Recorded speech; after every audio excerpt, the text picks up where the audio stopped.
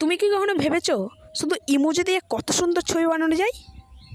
আজ আমি দেখাবো একদম মজার ইমোজি আর্ট। হ্যালো বন্ধুরা, আমার চ্যানেলে আবার স্বাগতম।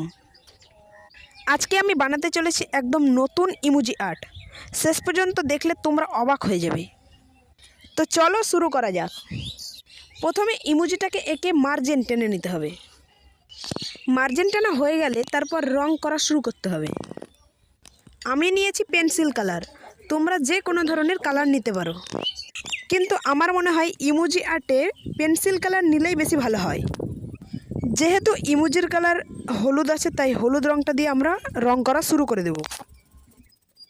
ধাপে ধাপে আমার সঙ্গে যদি তোমরা আঁকতে থাকো তাহলে সহজেই ইমোজি আর্ট শিখে নেবে। তো হলুদ কালার করা প্রায় কমপ্লিট হয়ে গেছে। চোখের কালার যেহেতু কালো আছে তার জন্য কালো রং দিয়ে শুরু করে দিলাম। মুখের কালার করার পর আমাদের ইমোজি আর্ট সম্পূর্ণ হয়ে গেল। ওয়াও, দেখো কত সুন্দর একটা ইমোজি আর্ট তৈরি হয়ে গেছে।